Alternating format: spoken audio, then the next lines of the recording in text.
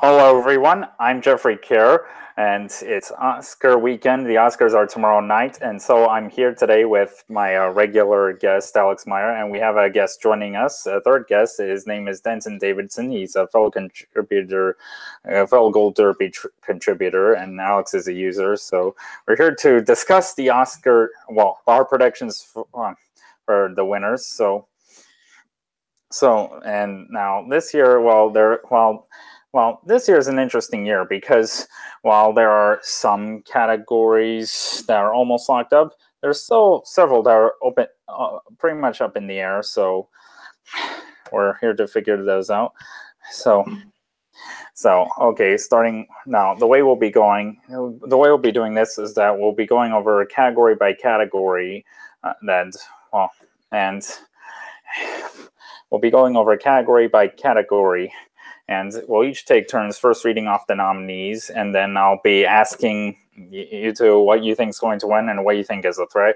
Now, the way Alex and I normally do this is that we explain our full rankings, but since we have a third guest joining us, I thought we'd save time by, well, not explaining our full rankings, just what we think is going to win and what could be the potential threat. So, starting with the award for Best Picture.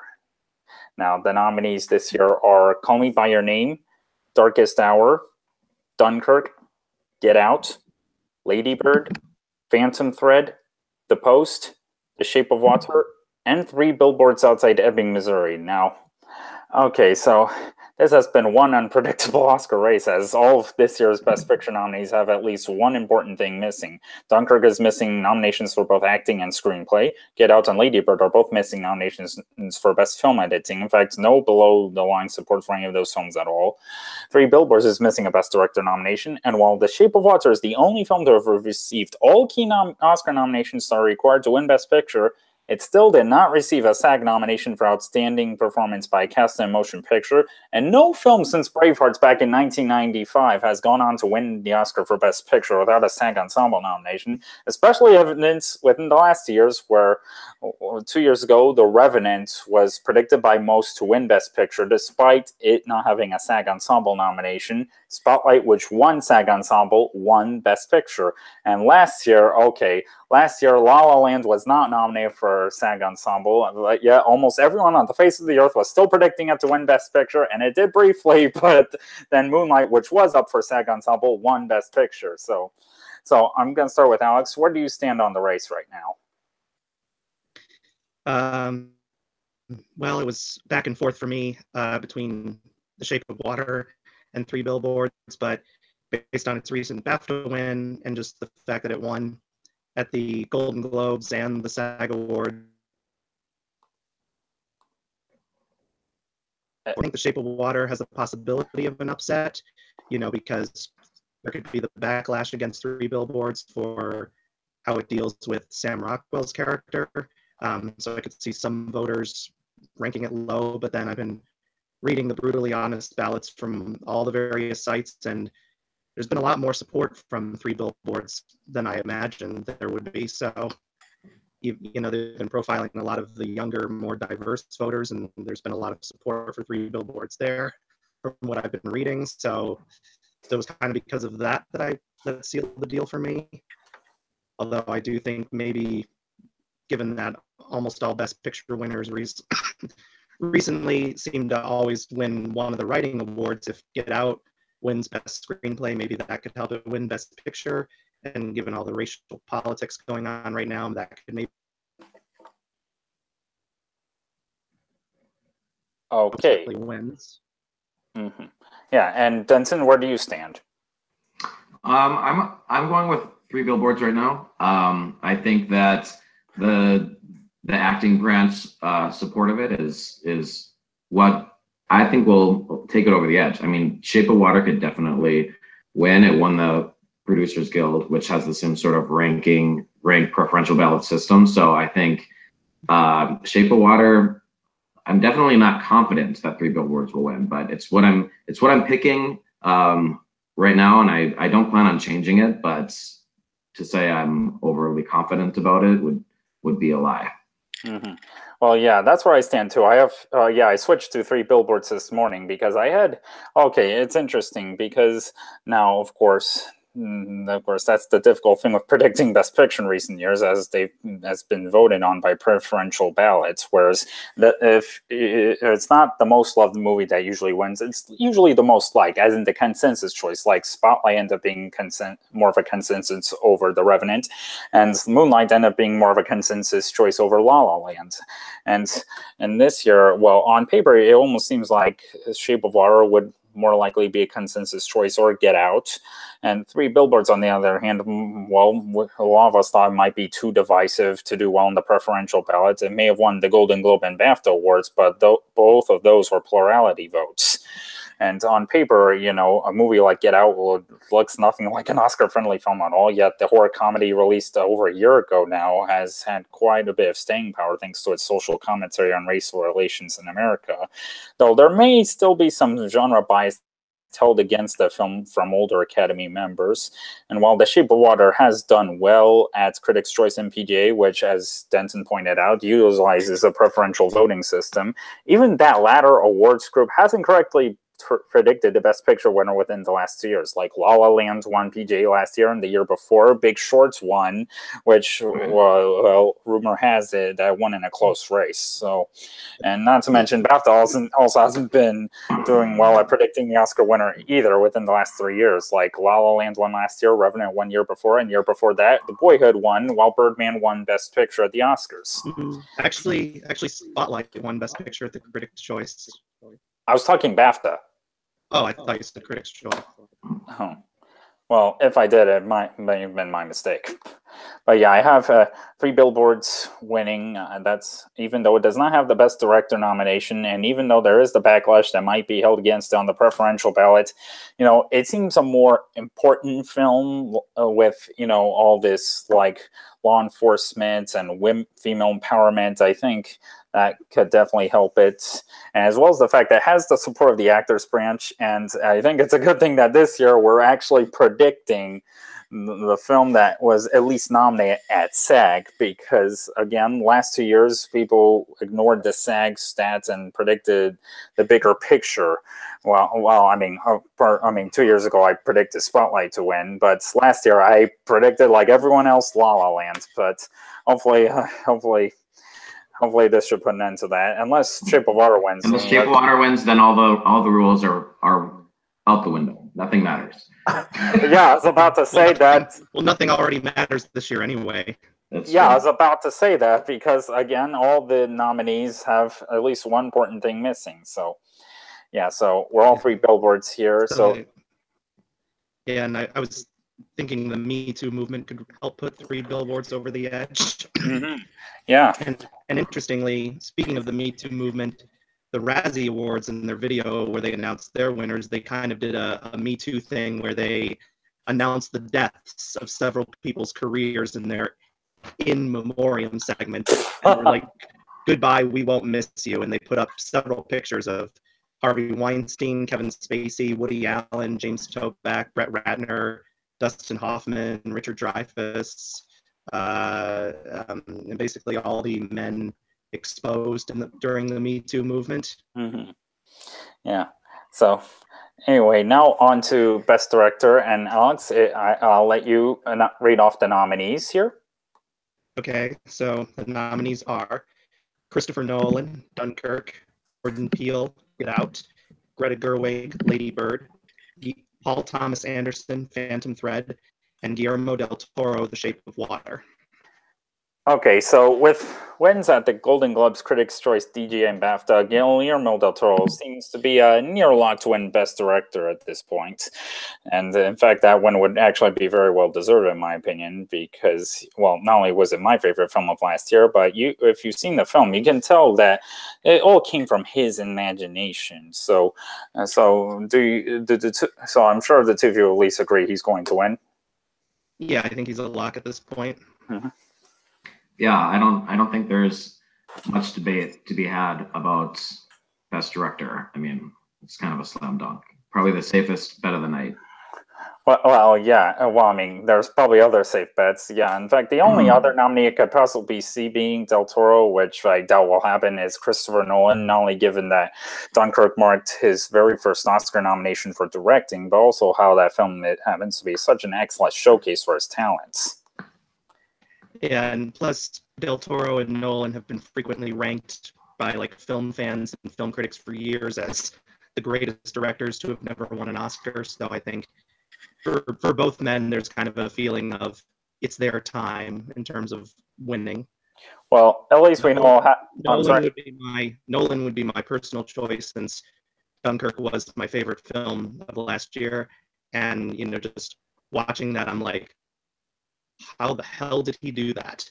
And I personally consider Dunkirk to be the best World War II film since Saving Private Ryan, and as someone who has a degree in history, I've seen probably more World War II films than the average person. So, but I mean, but since The Shape of Water was my third best film of the year, my number 2 was Coco, but that's not nominated here.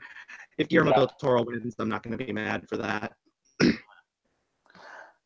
Okay, so now, okay, and speaking of safe bets, well, this year may mark the first time that all 4 acting winners have swept through all the major precursors, Golden Globes, Critics' Choice, SAG, and BAFTA prior to the Oscars, which is one of the reasons why I have the 4 acting winners predicted the way they are. So first up is Best Actor, I believe.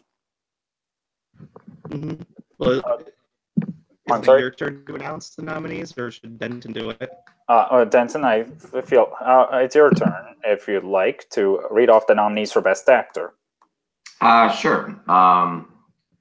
We have, let's see here, Timothée Chalamet for Call Me By Your Name, Daniel Day-Lewis for Phantom Thread, Gary Oldman in Darkest Hour, Daniel Kaluuya for Get Out, and Denzel Washington for Roman J. Israel Esquire. And again, Gary Oldman has just swept through the whole award season, so I don't see that changing in this case. Yeah, he should be lucky. He didn't have a Russell Crowe moment while Russell Crowe was winning everything for A Beautiful Mind. Yeah, had a meltdown in BAFTA, which pretty much cost him the Oscar that year. Yeah, I think Gary Oldman's a lock. It's going to be hard for him to lose at this point.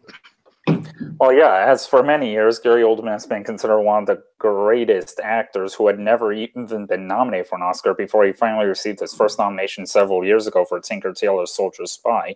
And now here he is, nominated again for his powerhouse performance as Winston Churchill, and is also the one to beat. Timothée Chalamet may have won a lot of critics awards for his breakout performance in Call Me By Your Name, but of course the Academy has their long bias against 20-something-year-olds in the Best Actor category. Phantom Thread may be the last time we'll ever see Daniel Day-Lewis on screen, but he at least has 3 Oscars already. But yeah, I agree. Gary Oldman pretty much has this in the bag.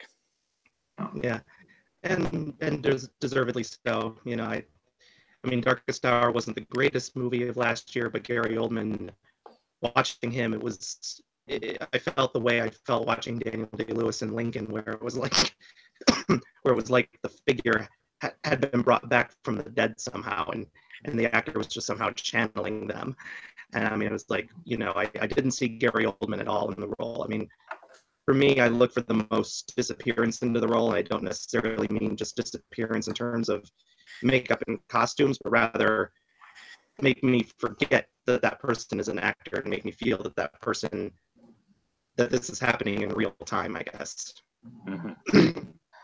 All right, now on to Best Actress, and it's my turn to read off the nominees, and they are Sally Hawkins, The Shape of Water, Frances McDormand, 3 Billboards Outside Ebbing, Missouri, Margot Robbie, I, Tonya, Saoirse Ronan, Lady Bird, and Meryl Streep, The Post.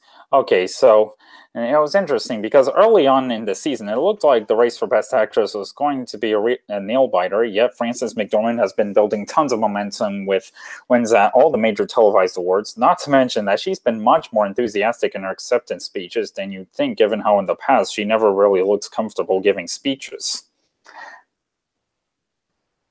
Well, I think she realizes the importance of the film in terms of its message of female empowerment and its message of holding the justice system accountable. So I think she wants to get that out in her speeches and give that impression to the audience, especially those who might not have seen the film. And I think just given the way she's been steamrolling and how she's been giving her speeches, I think she's going to easily win this. And given the fact that this category tends to frequently reward younger women more often than older women, it'll be refreshing to see, an older woman that is like, above the age of 40 win this for the first time in a while. Well, yeah, Kate Blanchett. No, Julianne Moore was the last person to have done so. Right. Yeah, I think she's nailed her speeches all across the board, and she's kind of the representative for that badass woman of the year that's they're gonna want to see her on the Oscar stage and give another great speech one more time, and I think it's definitely her first. Mm-hmm. Yes, I agree, and I guess in case of she somehow manages to lose, who could you see it being? I guess either Saoirse Ronan, given her win at the Golden Globes, or Sally Hawkins, given her win, well, not win, but just given the Shape of Water's huge presence throughout all of award season. So I don't think Meryl Streep has a chance this year. I think they may feel she already has enough Oscars, and with Margot Robbie and Tanya, I could see some voters being split. Maybe some voters might like it, some voters might think it's too campy, and then you might have some voters think it tries to absolve Tanya Harding from what she did to Nancy Kerrigan, and it might turn some of them off if they feel that way about it. Because there's been a lot of debate on various sites about, I've seen both a lot of pro and con of whether or not Tanya Harding should be considered just as much of a victim of the whole Nancy Kerrigan affair as Nancy Kerrigan herself. So given the fact that she's still a very polarizing figure, could certainly hurt Margot Robbie's chances of winning. And Denton, what do you think?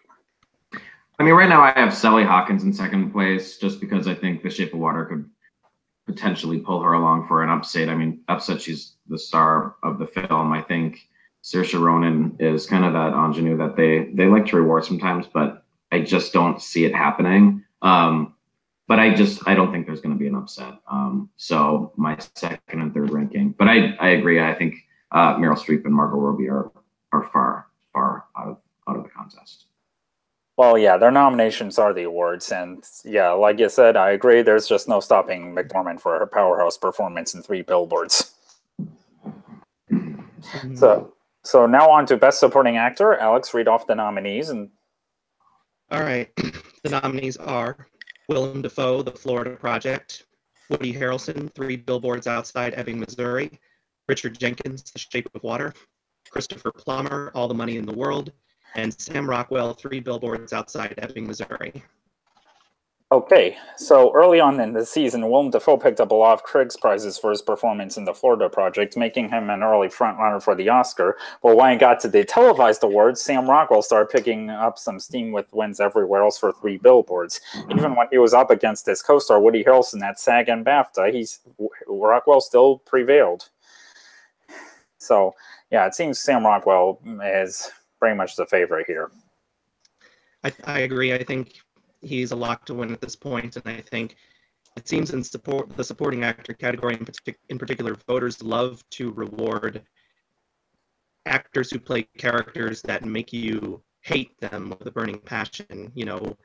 Recently you had people like Javier Bardem in No Country for Old Men, Heath Ledger in The Dark Knight, J.K. Simmons in Whiplash. I mean, those characters, you hated those characters with a burning passion. When you watch those movies, you wanted them to get their comeuppance.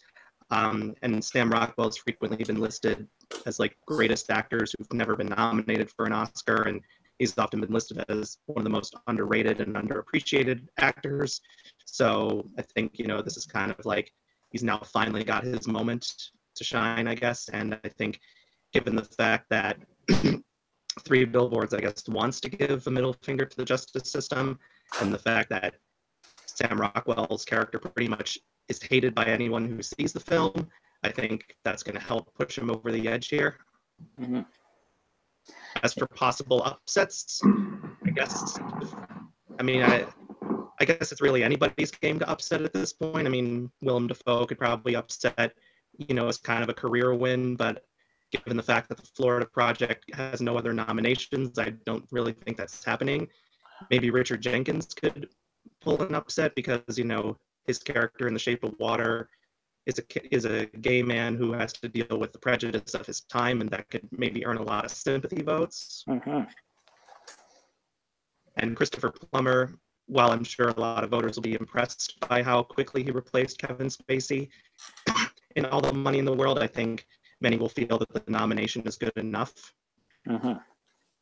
Well, yes, and in fact, I should point out that in recent weeks, Defoe has been campaigning, putting himself out there as a way to stay in the game, and of course, we have seen instances in the past where the Veteran Achievement Award went to a film that was only up for that award and nothing else, like Christopher Plummer for Beginners or Julianne Moore for Still Us. But yeah, I think in the end, Sam Rockwell, who's, as you said, for a while has been considered such an underrated actor, will finally get his big moments in the spotlight. So, any comment, Denton? No, I agree with you. I think Sam Rockwell is going to be the one to beat here. He's swept through the awards like everyone else. So, for time's sake, I'll just rubber stamp that and move on. Okay, so and Denton, it's time for you to read off the nominees for the next category, which is Best Supporting Actress. Supporting Actress, we've got, let's see here, Allison Janney in I, Tonya, Laurie Metcalf, Lady Bird, Leslie Manville in Phantom Thread, Mary J. Blige in Mudbound, and Octavia Spencer in The Shape of Water. And here again, I have Allison Janney on the top. She's just like the other three actors, steamrolled through all the awards. I know at the beginning of the award season, people were calling it for Laurie Metcalf, but it just hasn't happened. So I think it's tough for me to predict her at this point. So I'm going with Allison Janney. Yeah, I agree. It'd pretty much be a safe bet to go with Allison Janney, given all the momentum she's built with major wins for I, Tonya. I mean, he gives the bigger performance. She's the domineering character. She's the transformative performance. She definitely has the edge, though. Then again, there has been a lot of goodwill towards Laurie Metcalf for Lady Bird, because unlike I, Tonya, Lady Bird is up for Best Picture, which not that's a requirement by any means, though it usually helps.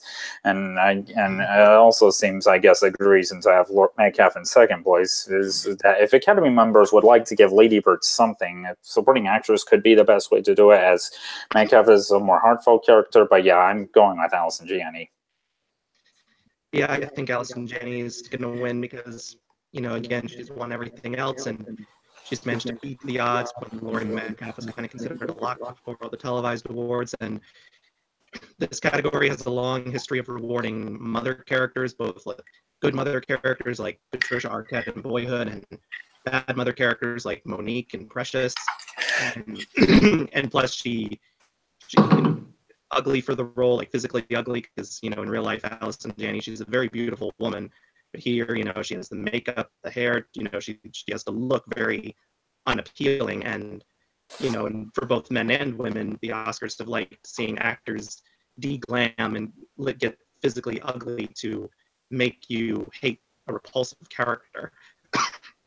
And I think just given her long career overall and her history of being able to successfully play both comedic and dramatic roles like with ease, I think that can help her a lot, because I think a lot of the time, if you have a significant body of work, or if you've been in a lot of big high-profile projects recently, that can help you get a nomination or a win. Like a lot of people credited True Detective with helping Matthew McConaughey win the Oscar for Dallas Buyers Club. And I think in the case of Woody Harrelson's nomination for supporting actor, the fact that he also had several other films last year, like Wilson, War of the Planet of the Apes, and The Glass Castle, I think just all that much visibility, I think, certainly helped in him getting a nomination. So I think the performance itself and the visibility factor, because she's on TV with Mom and she's had all these other smaller roles in films recently, I think that the exposure there will help. Mm-hmm. Well, yeah. Well, not to mention she has been campaigning a lot, which I mean, not that that's a requirement. Like Mark Rylance won 2 years ago for basically no campaigning, but it does usually help if you're putting yourself out there. But yeah, I agree, Alison Janney. So now on to the next category, which is Best Adapted Screenplay, and the nominees are Call Me by Your Name, The Disaster Artist, Logan, Molly's Game, and Mudbound. So now, of course, this has been a pretty much been a slow year in the adapted screenplay race, whereas there's only one Best Picture nominee in contention, which is Call Me by Your Name. And not only do I think it'll win because of that, but also given how that film manages to tell a unique gay love story, as well as the fact that the screenwriter James Ivory, he's been nominated 3 times before for directing films like A Room with a View, Howard's End, and The Remains of the Day. And not only would this be his first Oscar, but also at age 89 become one of the oldest, if not the oldest, winners ever. Yeah, I think Call Me by Your Name seems like a lock at this point. If there's any possible chance for an upset, I think it's going to be Mudbound, because it has the second most nominations out of all the contenders here, and it's a race relations story, which is very popular with the Academy in terms of, especially in the writing categories. And also it deals with, it has a very interesting story structure in which it tells the perspectives of multiple characters, both black and white. And that's similar to how the novel is told, because I read the novel of Mudbound as well. And I thought me personally, I would like to see Mudbound win, because I think it has the best screenplay here.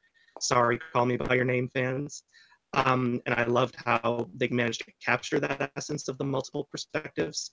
It's very monologue-y, but it's done in a good way, and it really gives depth to the characters. And also, there's potential for history here, because if Mudbound wins, Dee Rees will become the first ever Black woman to win a screenwriting Oscar. Yeah, and I believe she was. I'm sorry. She's not necessarily the first Black woman nominated for a screenplay Oscar. That was Suzanne DePass, if that's how you say her name, for Lady Sings the Blues. Oh. But that was original screenplay, whereas she is the first Black woman to be nominated for adapted screenplay. Mm-hmm. Yeah, and Denton, do you pretty much agree? Yeah, I mean, I think Call Me by Your Name is pretty much a lock at this point. I think Molly's Game is going to get some votes. I think it's kind of, that dialogue that's. It's a dialogue-heavy film, but I think Call Me by Your Name is pretty much a slam dunk at this point. I think original screenplay is a much more exciting race. Yes, and speaking of which, Alex, read off the nominees for original screenplay. Okay, and the nominees are The Big Sick, Get Out, Lady Bird, The Shape of Water, and 3 Billboards Outside Ebbing, Missouri. Okay, so this is a pretty interesting race we got here, as Get Out managed to win this category at the Critics' Choice and Writers Guild, while 3 Billboards won this category at the Golden Globes and BAFTA. Now, the latter prizes both those films received were industry awards, which both have shared the voting units with the Academy. And I think Get Out's advantage at the Writers Guild might have been because of several of those voters work in television, which is a medium where the filmmaker Jordan Peele comes from, while 3 Billboards' advantage at BAFTA might have been because of filmmaker Martin McDonagh's reputation in the UK as a British playwright. So where do you all stand on the original screenplay? Alex? I think it's going to go to Get Out, because I think voters will want to give it at least something. If it's not going to win Best Picture, Director, or Actor, which are its only other nominations, then this is the only category that they can win, because there's no below-the-line nominations for it. And it's interesting with 3 Billboards, because the 2 places where it won were at award shows with either mostly or entirely foreign members voting, because there's no American voters for the Golden Globes, and there are some American voters for BAFTA, but obviously the vast majority of those voters are British. And I read there's only like 500 British voters in the American Academy, because it is a predominantly American voter base. But I think given that there's probably more crossover between the Writers Guild of America and the Academy in terms of having the same members, I think that combined with Get Out needing to win at least something, given the message of it and given the cultural relevance of it. I think all of those factors will help give it a slight edge over Three Billboards. I think it'll be a tight race between the two. And I admit one of the things that frustrates me is we never get to see the actual results. Like, you don't have to release every voter's name, but like, I wish you could see like a like statistics chart that shows just how many votes each film received for each category. So that way we would truly know whether it was a landslide win or a tight race, because I'm always curious as to what happens. So, I mean, I could see maybe Lady Bird or The Shape of Water could get some support, whereas The Big Sick, I think the nomination is the win for that, because many people weren't sure if it would be nominated here or not. And it's also the only nomination it received. Right, because Holly Hunter did not get the supporting actress nod like we all thought she would. And it didn't get in for Best Picture. So yeah, I think ultimately Get Out wins this. And I should point out, and in fact, another thing we should point out is that Three Billboards wasn't eligible at WGA because Martin McDonagh isn't a member of the Writers Guild. Right, but I think that's true, and I remember I think 12 Years a Slave was ineligible for the Writers Guild Award, but that still won the Oscar for Adapted Screenplay. Same with Birdman. Right. But then again, I think... But I'll use the brutally honest voter ballot from what I've been reading. A lot of the anonymous voters that I've been reading, a lot of them have been throwing their support for Get Out, saying how the screenplay stood out to them. So again, that's only a very small pool of voters, but usually when you can see several voters voting for the same thing over and over again, it kind of is a good sign they're going to win. Like, for instance, a couple years ago, when 12 Years a Slave was the front runner, almost all the brutally honest voter ballots I read, maybe only 2 of them did not pick Lupita Nyong'o for supporting actress. And Denton, where do you stand? Yeah, I mean, I think Get Out's the front runner. I'm actually going with Three Billboards. I think when you have a screenplay that's to a film that could be a potential Best Picture winner, and it's delivering the lines of 2 people who are probably going to win acting Oscars, to me, I'm going to pick Three Billboards in this category, and I definitely agree that Get Out could prevail, but I'm going with Three Billboards. Yeah, same here. I'm predicting Three Billboards to win, especially if it really is as strong of a contender for Best Picture as we think. I just don't think it makes any sense for it to win Best Picture and only 2 other acting awards. Like, has that ever happened before? Like, it won Best Picture, but not screenplay nor directing? Well, The Artist won Best Picture and Best Actor, but did not win Screenplay. It still won Director, though. Yeah, but I'm just saying you don't I mean, even though it's very rare, you don't necessarily need to win Best Screenplay to win Best Picture. Going back way into the 1980s, I believe, well, hold on, I'd have to look it up. Actually, no, never mind that. Well, okay. And yeah, and I agree, Get Out is definitely a threat, but I'm going with Three Billboards because I think Academy members could also take the moment to make it up to Martin McDonagh after his Best Director snub. And no matter how divisive Three Billboards may be, it's still at least managed to pull off its screenplay wins so far with plurality votes, which is how every other category besides Best Picture is voted. And yeah, I think my third place choice, Lady Bird, is possible if those 2 films cancel each other out, especially since there's a lot of goodwill towards Greta Gerwig, who is the 5th woman to have ever been nominated for Best Director. But yeah, I'm with Denton here. I think Three Billboards will take it. All right. Now on to the next category, which is Best Cinematography. And I believe, Denton, is it your turn? Sure. We got Blade Runner 2049, Dunkirk, Darkest Hour, The Shape of Water, and Mudbound. And I'm going with Blade Runner here. It's swept through the awards so far, but it definitely is not a lock. I think The Shape of Water could be pulled along because the look of the film is what makes it kind of special, and this category goes hand in hand with best directing a lot, and Del Toro is basically a lock there. So I think The Shape of Water could upset, but I'm going to go with Blade Runner 2049.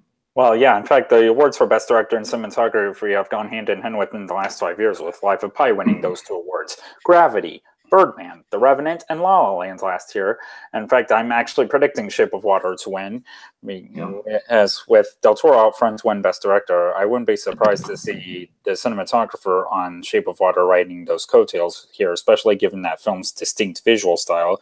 And while I agree Blade Runner 2049 could be a threat, given that this is Roger Deakins' 14th nomination and still has yet to win, while I could see that happening, there's still some disadvantages to that argument. One, Blade Runner 2049 is not up for Best Picture, and you have to go all the way back to 2006 when Pan's Labyrinth won this award without Best Picture nomination. And of course, Pan's Labyrinth was also from Guillermo del Toro. And not to mention that it's worth noting that when it comes to the below-the-line categories, the names of the creative individuals don't even appear on the ballots, just the title of the film itself. So while we, I guess, fans of the Oscars are aware, there is the question of how many Academy members are even aware that Deakins shot Blade Runner 2049, let alone the fact that he's overdue.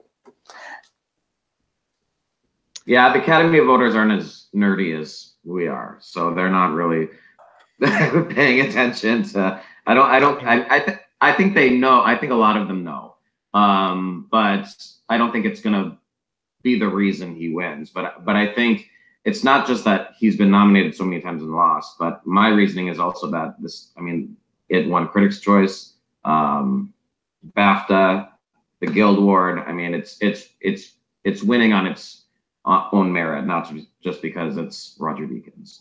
Well, yes, though hasn't he won several awards in the past leading up to the Oscars, but still lost? Yeah, he could. Yeah, I mean, it could go to Shape of Water. It really could. Well, yeah, especially when you have the entire Academy voting. Yeah. So, Alex, where do you stand? I have Blade Runner 2049 winning. I think, given the fact that Blade Runner is so beloved, they may feel it needs to win at least something, and this might be the only place it can win. Well, I do have it winning another category, which we'll get to soon. But I actually think if there's any possible chance of an upset, it's actually going to be Dunkirk, because I think the way in which that film was shot, not just in terms of everything, the color palette, the angles, the way the camera captures the actors' faces, and especially those aerial sequences. And Nolan was using real planes, real ships, real everything. He wanted this to be as practical as possible. And it was shot on film. IMAX film too. So that, I think, will impress some of the more, like, say, snobby voters who might hate films that are shot on digital cameras. Yeah, last year, La La Land was the first film to have been shot on digital to win Best Cinematography since Inception. Actually, Hugo was shot on a digital camera. That one, cinematography. I was saying on film. Oh no, okay. Yeah, I was saying La La Land was the first film to have been shot on film since Inception to have won cinematography. Oh, sorry. I thought you were, the way you said it, I misinterpreted it. But and also I think, I don't know how many people pay attention to this, but I think if voters are aware of who Hoyt Van Hoytema is, and they are aware of his IMDb credits and everything, I think the fact that this is only his first nomination, and that he was overlooked for films that many thought should have gotten cinematography nominations in the past, like Her and Interstellar. I think if voters felt those films were robbed, they may feel, well, let's give it to him not just for Dunkirk, but for those films too, because how he shoots his films, like the colors he uses and everything, and the angles he uses, it's just like wow. I don't know how he does it, but I think he's starting to become one of my favorite cinematographers. My personal favorite of all time will probably always be Emmanuel Lubezki, but Hoyt Van Hoytema could definitely end up in my top 10 in like a couple of years if he keeps this track record up. Well, yes, and I agree. I definitely keep an eye out on Dunkirk, given all the aerial sequences in that film. So now on to Best Costume Design, which I believe it's my turn to read off the nominees. Okay. Yep. All right. So the nominees are Beauty and the Beast, Darkest Hour, Phantom Thread, The Shape of Water, and Victoria and Abdul. So, okay, on paper, a movie about fashion designer seems like the logical choice to win here, as well as which would be Phantom Thread. And not to mention that since it very surprisingly made the cut for Best Picture, this seems like the best place to award it. Though as we saw last year with Fantastic Beasts and Where to Find Them winning this category, Academy members are probably more fond of fantasy period pieces. And if history were to repeat itself, I could see Beauty and the Beast winning, or maybe Shape of Water, given how that won the Guild Award. But then again, this is the entire Academy voting. So, Alex, where do you stand? I think it's going to be Phantom Thread because, I mean, the film is literally about a dressmaker. So, you know, why would you not give it to a film that literally deals with the making of clothes? And basically, this is like a feast for the eyes of costumes. Like it's the closest thing you can get to, like, you know, an actual fashion show in a movie. And plus you had plus the costume designer for this, Mark Bridges, he's won before for The Artist, so he clearly has a track record of making great period costumes. I do think Beauty and the Beast could possibly pull an upset if enough voters liked it. You know, I think if voters were impressed by how they managed to recreate things like Belle's dress and Gaston's uniform and all the other costumes from the animated film, that might give it a slight edge. But yeah, I just think, and of course with costume design, it always seems to be the more factor. Like Tom O'Neill says, you have the most costumes or the most elaborate costumes, you know, which is kind of probably how Great Gatsby won, despite it only having only one other nomination. But and I think, yeah, and I think with Fantastic Beasts and Where to Find Them last year, again, I think the more factor played into it, the more period style, the more elaborate, the more variety, I guess, because like we all thought Jackie would win, but I think with that it only focused on her costumes and not the entire cast of characters. Well, yes, and I will say, and I have not seen the live-action remake of Beauty and the Beast, but from the photos I've seen, I personally thought Belle's iconic ball gown looks pretty watered down from the cartoon, but that's just me. So, Denton, where do you stand? I think it'll be Phantom Thread, but it is rare for a film to win Best Costume without having that production design paired with it. I don't know why those correlate so often, but well, yeah, like they seem to. And but I think it'll be Phantom Thread. I think The Shape of Water, I understand why it won the Guild Awards, but I think they're I don't think it's bold enough for the full Academy to award it here. So I think it'll be Phantom Thread. Well, yes, and I should point out that Fantastic Beasts, unlike Jackie last year, was also up for production design. So that's something we probably should have paid a little more attention to. So I have to just a quick note. I have to sign off in 10 minutes, so I might have to get out early if okay. So if I don't make it. Okay, so now moving on to Best Film Editing. Alex, read off the nominees there.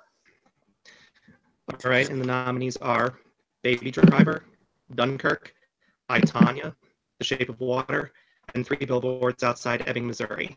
Okay, so Dunkirk seems like the logical winner here, given how well war movies have done this category in the past. It also managed to win the American Cinema Editors Award for Best Edited Feature Film Dramatic, though at BAFTA, Baby Driver managed to win the award for Best Editing there.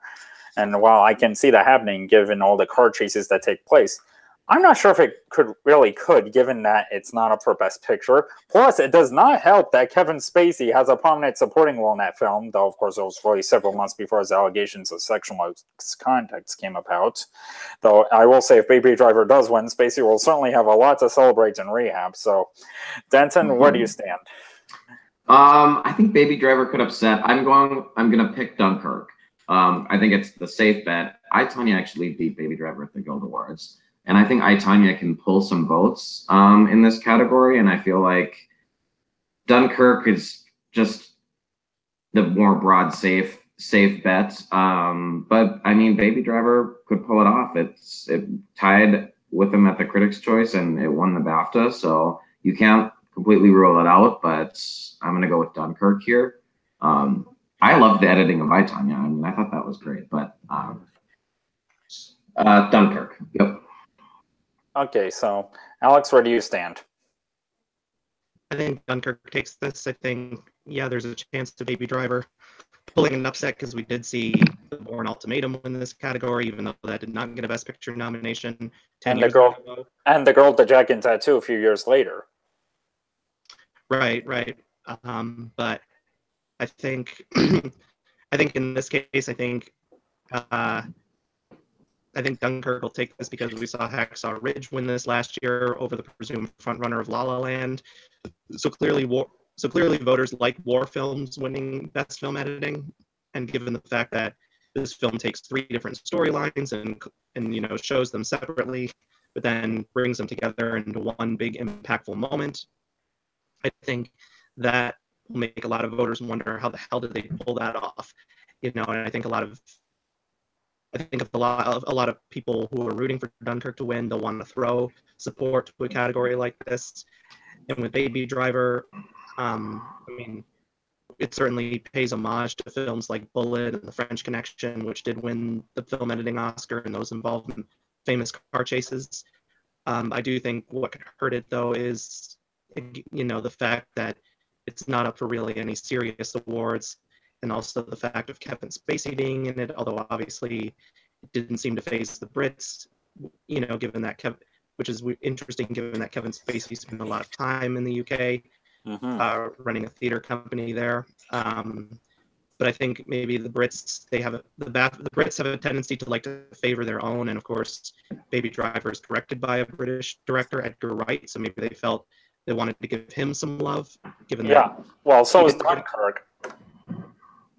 Right, but yeah, I mean, it's I was torn actually between Baby Driver and Dunkirk, especially after its BAFTA upset, but I just feel that Dunkirk voters are going to want to give it at least something, outside of, like, I'm sure it'll easily win the sound categories, but I feel they'll want to give it at least a little more than that. So I think that'll help it win here. Okay, so now on to the sound categories, and this year the 5 same exact films are up for both sound categories. So instead of reading off both of them separately, Denton, how about you read off the nominees in both categories, only one since they're the same lineup.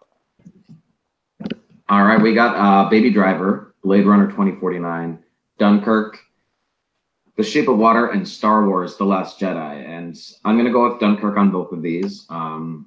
There's possible that they can split. They have a couple years, but if they do split, I'm not going to take the chance of calling which split is correct, because I could go 0 for 2 instead of 2 for 2 if that's the case. But I think Dunkirk is the favorite in both categories for me.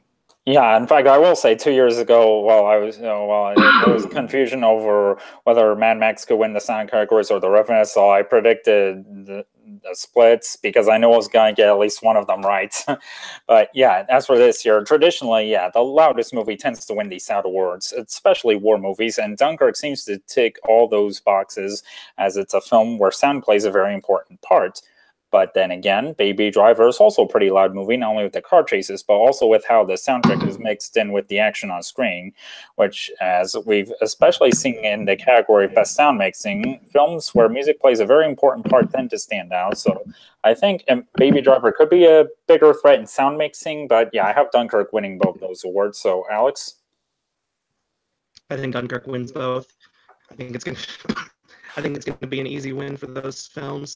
It won at the BAFTAs, and won a lot of the sound guilds, although I know Blade Runner 2049 won a big category in the Sound Editor Guild Awards, so maybe there is some sort of chance it could win here, but I don't think it's going to be that big of a chance. So I think Dunkirk easily wins this because it's a war film, and war films or films with a lot of violence tends to win these awards. So, or just films with a lot of older sounds you have to recreate, because Hugo managed to win this both awards several years ago, even though that is not a war film, but you had to recreate things such as trains in a 1930s train station.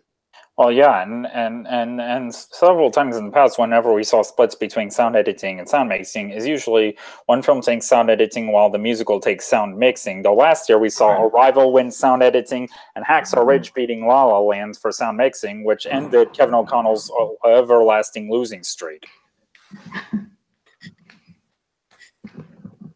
So now, you guys, I have a request. I have to sign off in a little bit, so there's one category I really want your opinions on. So if I have to sign out early, and that's best song. So could you tell me what you're picking for best song? Because I'm up in the air over between Remember Me and This Is Me, and the song from Call Me By Your Name is getting some votes. So where are you guys in that category? Well, okay. The nominees for original song are Mighty River from Mudbound, Mystery of Love from Call Me By Your Name, Remember Me from Coco, Stand Up for Something from Marshall, and This Is Me from The Greatest Showman. Now, I'm going with Remember Me because that song is used frequently throughout Coco, especially in different versions, and using one song throughout a movie wouldn't seem to hurt it, as it might have helped City of Stars stand out from Audition, The Fools Who Dream, and La La Land last year. And with Coco being out front for Best Anime Feature, I think it seems natural to see this song that's centered around it win as well. Though despite The Greatest Showman's mixed critical reception, the song This Is Me has been much more visible to the general public. It was even recently played during the Olympics. But then again, Can't Stop the Feeling from Trolls was probably the most popular song out of all of last year's Oscar nominees, and that didn't help it. So, Alex, where do you stand? I think it's going to go to Remember Me because, I mean, we have a popular songwriting team who won before up again. So with the Lopez's, it's played several times in the film, and it's a predominant feature, you know, even though Let It Go was only played one time in Frozen, it was at a very critical, crucial moment, which helped push it over the edge. And with Remember Me, we hear it at least 4 or 5 times, and when we find out the true significance of that song, it provides for a very cathartic and heartfelt moment in the film, you know, one that you didn't see coming. But so I think that, well, and plus it's a very catchy song. Oscar voters want the catchy song with the melody or lyrics that you can easily sing or easily get stuck in your head.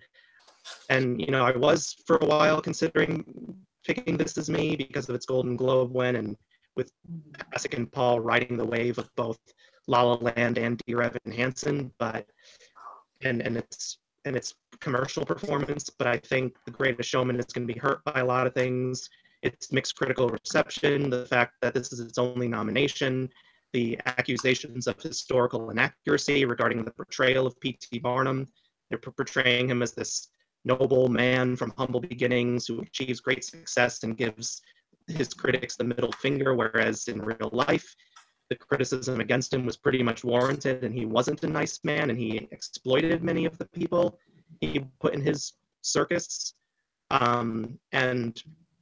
There has been some and with Keala Settle performing the song from The Greatest Showman, there's been some backlash against her by disability activists for the fact that she, an able-bodied woman, was playing the character she was playing, because there's a lot of debate right now of should every disabled character in a movie be played by a person with that exact disability or not.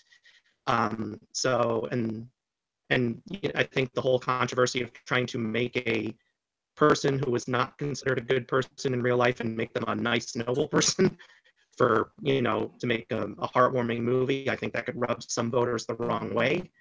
That, of course, that depends on how aware they are of the real P.T. Barnum versus the P.T. Barnum of this movie.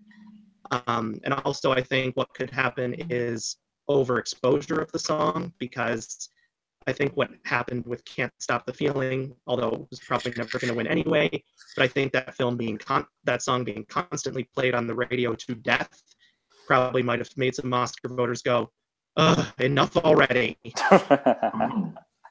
And I Yeah. think with this, I think This Is Me is a little different than Can't Stop the Feeling, just because it's just such an anthem. Whereas Can't Stop the Feeling was kind of like a fun song. I do think there is a factor of like, oh my God, is the song over? Like, can we just stop hearing it? But I don't think anything could have been worse than Let It Go in that respect. I mean, like anyone who's around kids, I mean, that song was everywhere all the time. But it made it such a clear, obvious choice as well. So I'm kind of torn here, and I think This Is Me could win. I mean, it has like 1 billion streams, and it's just sort of that empowering anthem that's it's kind of inspiring. But I don't know which way I want to go here, because you're right. Remember Me is throughout the film. But it's just sort of this lullaby, and I feel like they like an anthem. And they've gone with ballads over the catchier songs before, like the title song from Beauty and the Beast won over the opening number Belle and Be Our Guest. A Whole New World from Aladdin won over Friend Like Me, and Can You Feel the Love Tonight from The Lion King won over Circle of Life and Hakuna Matata. Right. And also, there's politics, because just given what Donald Trump has been doing as president and his recent comments about countries using a certain word, I think if voters may want to if that angered some voters, they may feel, well, let's give it to this song, because not only is it a good song, but it's a great representation of a culture he doesn't like. And so, and Coco has been widely praised for its depiction of Mexican culture, and it is the highest grossing film ever in Mexico. And I think, if Oscar voters want to celebrate diversity, this would be a great way for them to do it, because so many Latinos have written letters to Pixar saying, thank you, you've portrayed our culture authentically. I feel this is my family.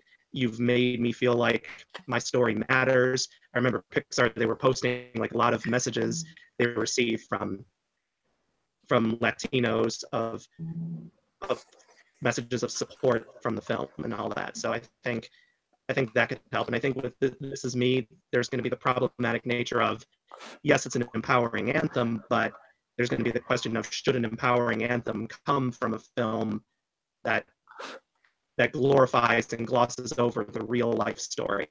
Mm-hmm. And there's going to be the debate of, should that matter or not? Mm-hmm. Yeah. So.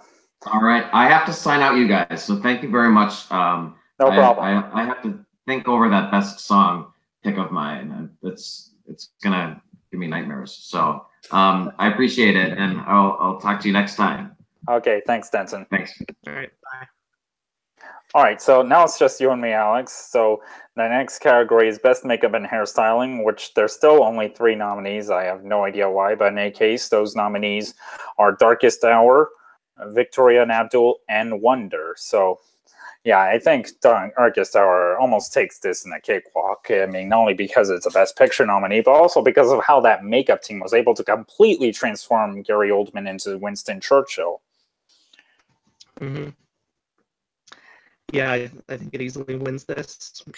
Maybe there could be some support for Wonder, given the fact that you had to turn Jacob Tremblay into a kid with a facial condition. And, I remember reading stories about how given that Jacob Tremblay is only 11 years old, how they had to work through the process to not only make it as comfortable for him as possible, but to do it in a way where he wouldn't have to be sitting in the makeup chair for 4 or 5 hours every day. I read they managed to get it down to a process where it only took maybe an hour and a half at the most to get it on, and half an hour to get it off. Mm-hmm. So yeah, I think Darkest Hour easily wins this. Mm-hmm. Yes, so now on to Best Production Design. The nominees are... All right. Beauty and the Beast, Blade Runner 2049, Darkest Hour, Dunkirk, and The Shape of Water. Okay, so one talent that director Guillermo del Toro has always had on display in his films is his unique visuals, and it is especially shown with the world building in The Shape of Water, a period piece that also happens to be a fantasy. So, yeah, I think Shape of Water wins production and design. And the only other film I could potentially see upsetting it is Blade Runner 2049, given how that team was able to elaborate on the world building that was already established in the original film from 1982. But yeah, I think Shape of Water. What do you think? Yeah, I think The Shape of Water wins this because it captures the detail of the 1960s down to a T, and they like voters like it when they capture the detail down to a T. Although Blade Runner 2049, they do like their futuristic production, like with Mad Max Fury Road and Avatar winning this, and it's a very minimalist look, which might impress some voters. Um, but I think I don't know.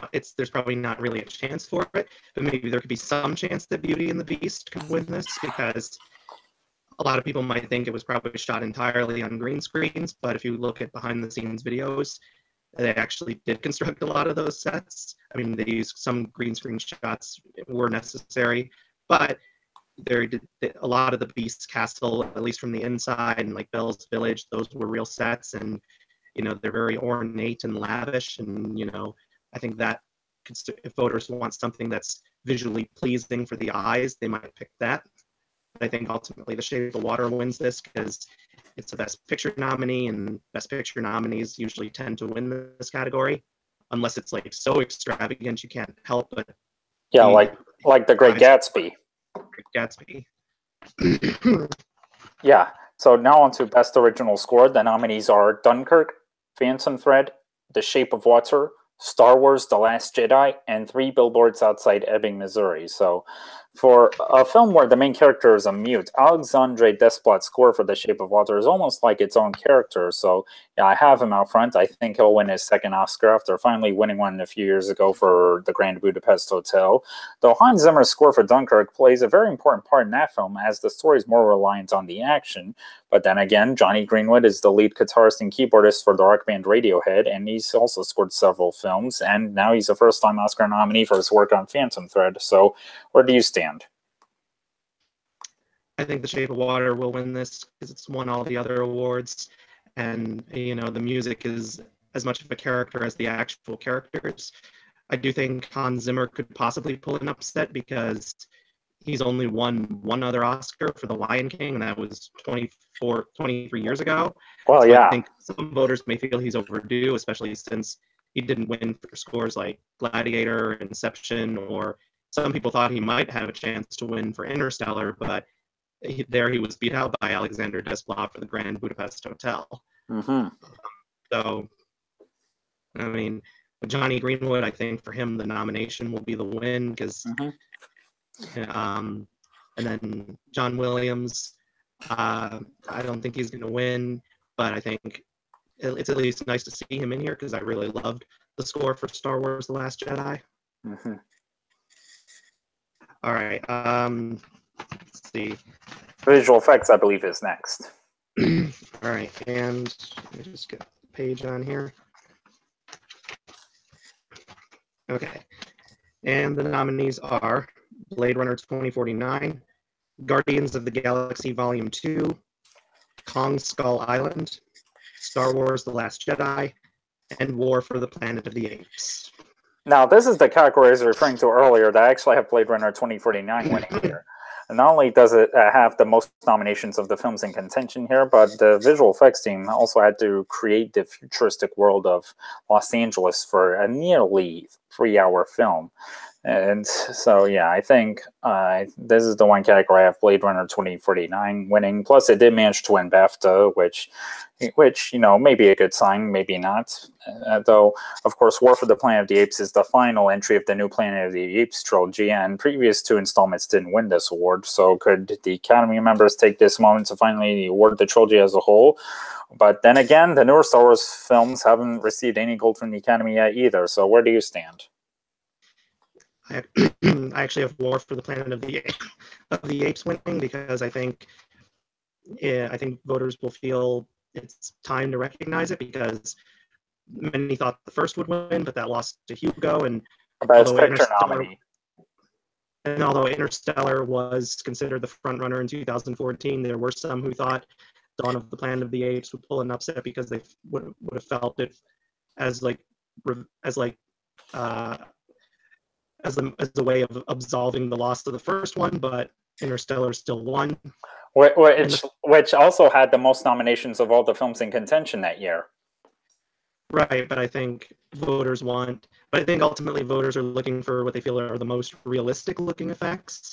And, I think with each Planet of the Apes film, the consensus is the effects keep getting better and better, and that the motion capture apes look more and more realistic.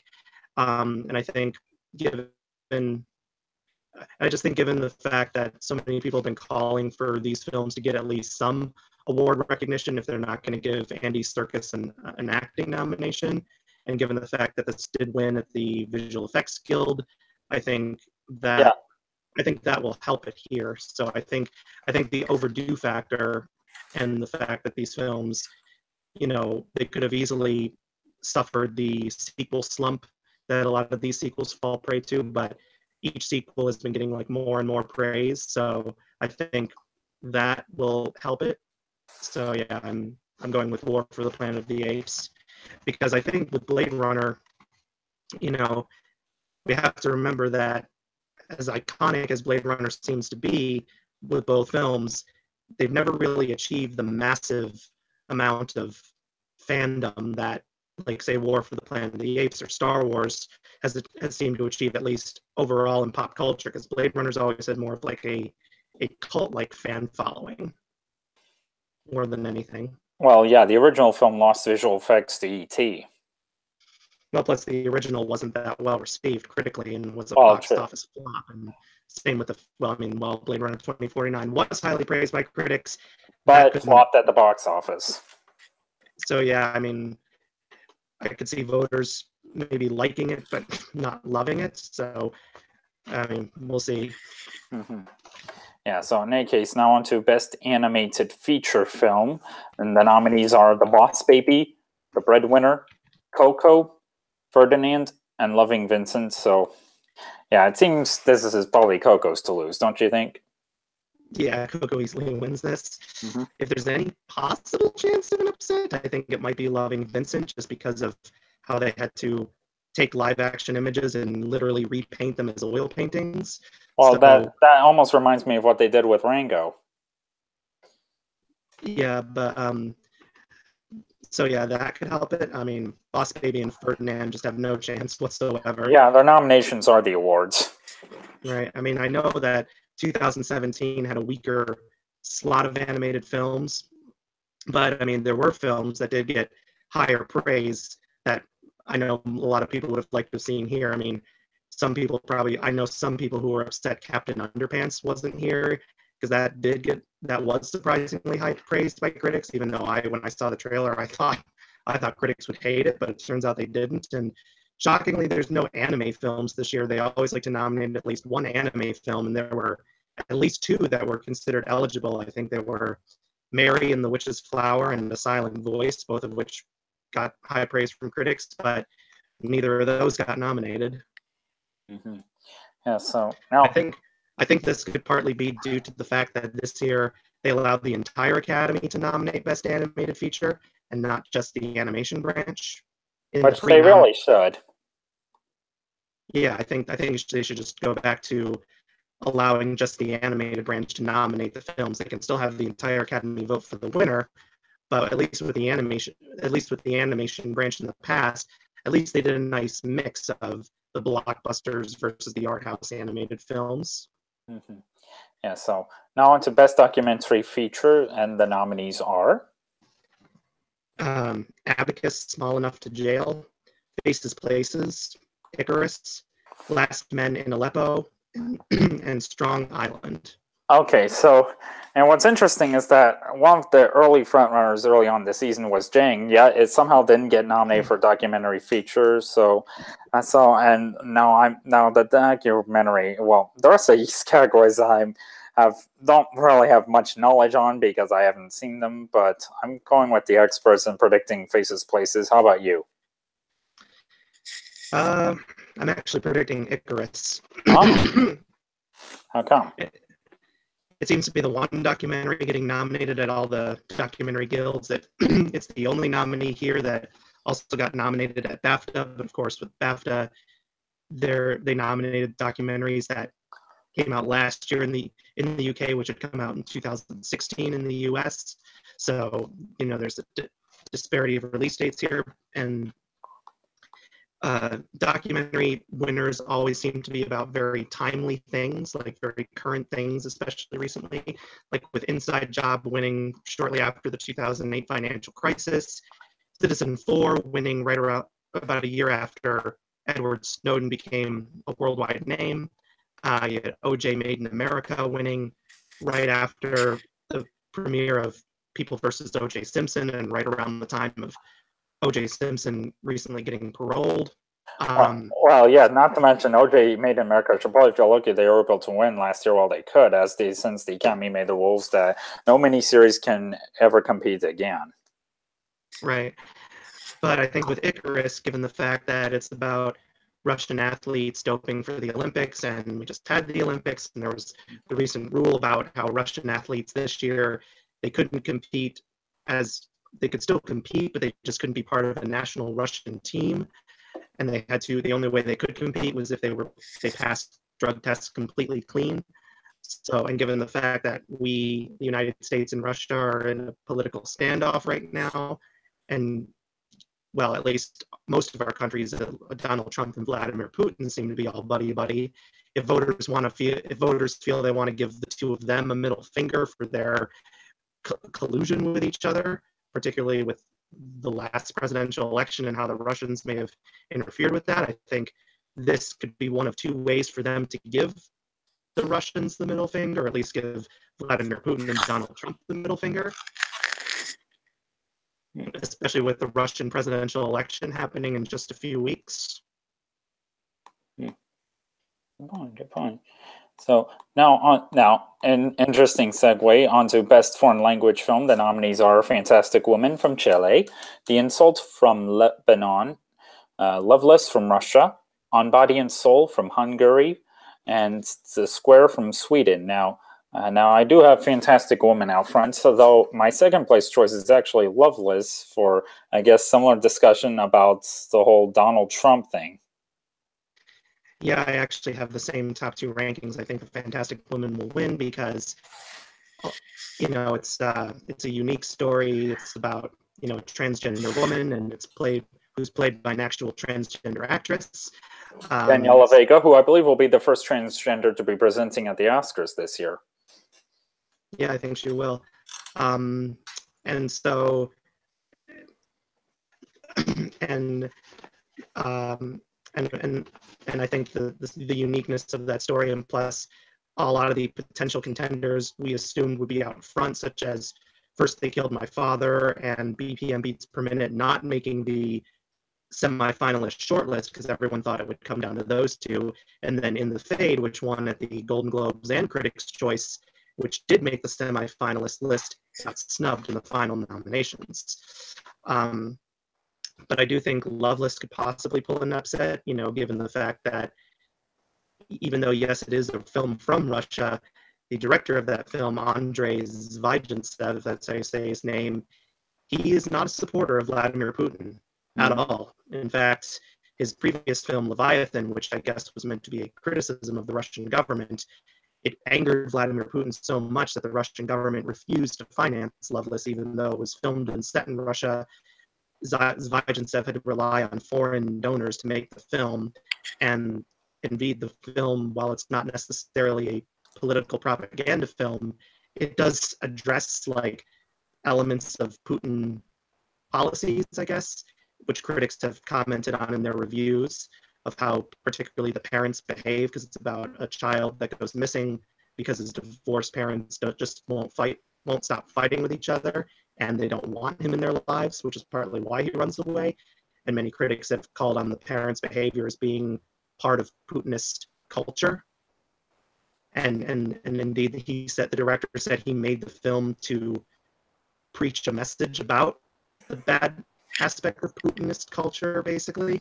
And so if voters want to feel that they want to get him on stage, or they want to give Russia the middle finger for their ideals, and if they want to see him possibly denounce Putin on stage in the midst of Russia's upcoming elections, this would be their chance to do it. Plus, Loveless follows a long Oscar trend of not only the foreign film category, but also things like Best Picture, of films where you root for a child character going through horrific circumstances. And in some cases, these circumstances are ones where you have no support for the adults at all, and your support is only on that child and wanting him or her to somehow overcome what they're going through. Mm-hmm. I mean, in 2011, 5 of the 9 nominees for Best Picture featured children going through horrific circumstances. Yes, and I was about to say, of course, last year we saw the foreign language film winner, The Salesman, I guess, winning kind of as a result to Donald Trump's travel ban, especially with the director of that film boycotting, the Oscars because of it. Mm-hmm. I think that definitely was a big part. Plus, The Salesman was made by a director who had won before, and that can help. And also, I think it was the most critically acclaimed out of those nominees that year.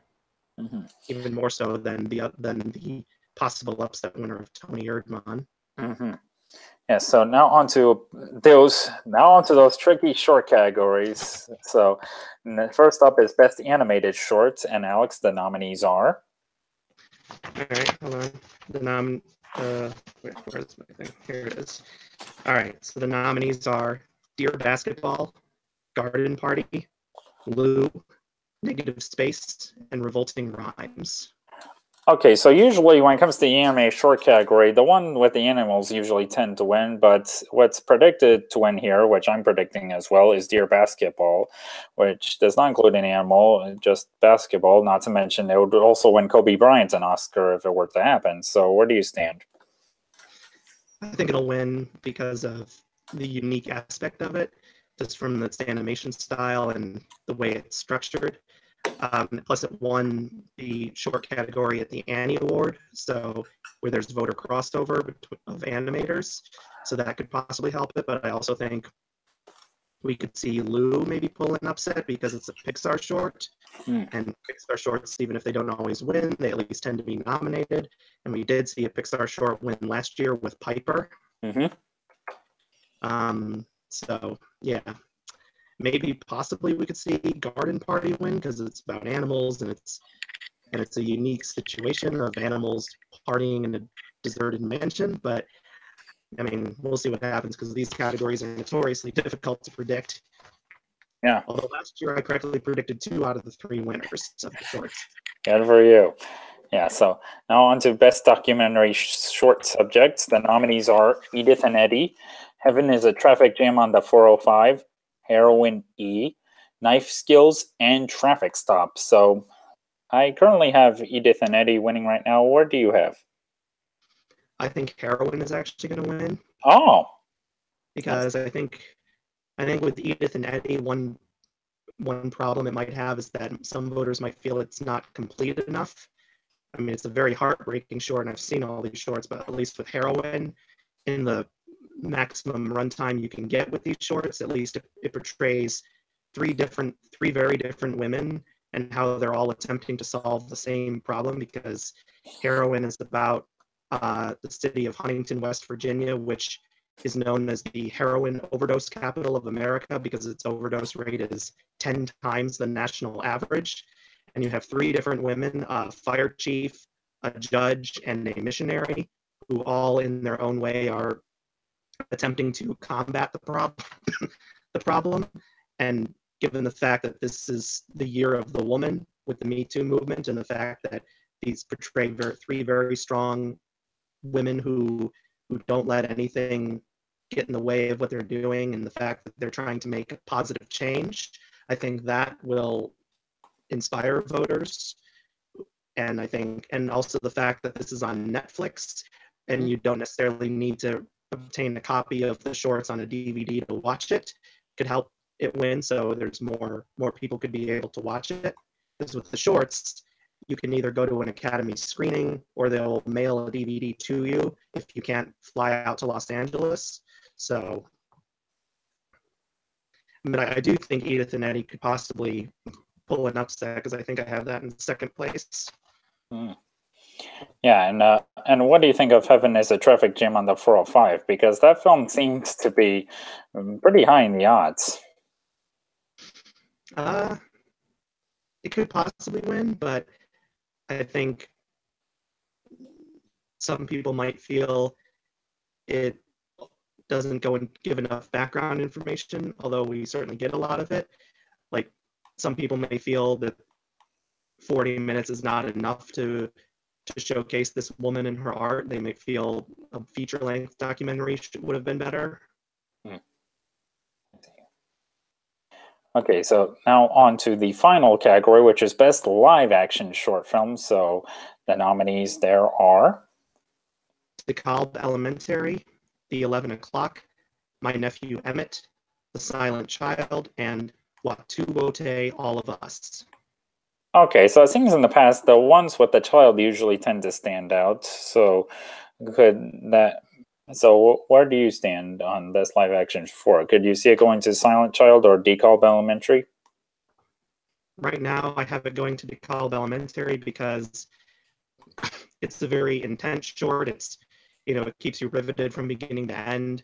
And plus, with the recent shooting at Marjorie Stoneman Douglas High School in Florida, I think if voters may feel that they want to send a message about, say, gun control, that this would be the way to do it because, this is about a school shooter and the school secretary who has to try and stop him or at least hold him off until the police get there. And it's based on a true story, apparently. So that could maybe help it there. And The Silent Child, I think, could definitely pull an upset because, it's a very heartwarming and heartbreaking story about a little deaf girl and the bond with her speech therapist, because the therapist wants her to teach her sign language, but the girl's family doesn't want to do it because they all hear and they would rather prefer she learn to lip read and not use sign language. And it gives a heartbreaking statistic at the end of how many, at least in the UK, because this is where it's said, how in the UK many deaf children don't have like language aids to help them in school. So maybe that could motivate voters to give it the win here. But I do think one problem of The Silent Child is that it kind of ends on a heartbreaking and kind of a cliffhanger note. And they may feel we need a little bit more in there. So yeah, I think DeKalb Elementary feels like the most complete beginning, middle, end movie of all the shorts, at least in my opinion. So that's why I think it'll take the win here, because I've noticed they tend to always pick the shorts, or at least most of the time, the shorts that feel that have a definitive beginning, middle, and end, despite their short runtime. Okay, I'm going with DeKalb Elementary in my predictions there. So yeah, and that's all of them, right? Yes, so the Oscars will be airing on ABC tomorrow night with the red carpet from 6:30 to 8, and the show starting from 8 to however long it'll go, but we shall see. So I guess in conclusion, what are you most excited about for tomorrow night? I'm excited to see Dunkirk win some things. I'm excited to see whatever Shape of Water will win. Luckily, this year with the acting categories, the predicted winners are all my personal choice to win for each category. So here's hoping to go 4 for 4 on that. It'll be interesting to see what kind of tributes they'll do, because this is the 90th ceremony.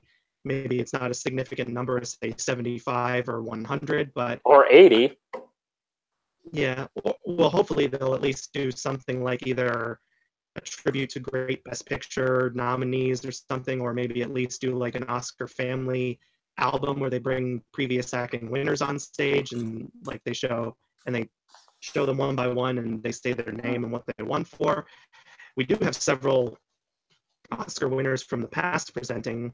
Like we have for instance, Jodie Foster, Helen Mirren, Jane Fonda. They're presenting some of the acting categories, but then we also have some even older legends, such as Rita Moreno and Eva Marie Saint. So it'll be interesting to see what they'll present, and if maybe that we'll see a lot of other former Oscar winners, at least in the audience or on stage as part of a live album thing or something. So yeah. Yeah, so that's what I'm looking forward to the most. Yeah, and I guess I'm looking forward to seeing what Jimmy Kimmel and producers Michael Duke and Jennifer Tuttle have up their sleeves this year, given how great of a show they put on last year. Especially with, what I especially loved about last year's telecast, how it really did feel like a celebration of film, not only of the year, but of the years before, like especially with their moments where they had some of today's generation of movie stars reflecting on films that influenced them and all that. So yeah, I'm looking forward to seeing what they'll have up their sleeves this year. So everyone, I hope you enjoyed watching me, Alex, and Denton while he was here discussing our Oscar predictions. So good luck on your predictions, and here's hoping all envelopes will be in order. And let's hope at least if Faye Dunaway and Warren Beatty are indeed presenting Best Picture again, let's hope maybe this time when they walk out, they like hold up the envelope to the camera to confirm that it is indeed the right envelope. Yes, and that Emma Stone's name is not on it. Right. Yes. Well, and let's hope that they indeed have enforced the rule of the accountants not taking pictures backstage. Yeah. So anyway, hey, again, good luck on your predictions, and Alex and I will be in touch. All right. Bye.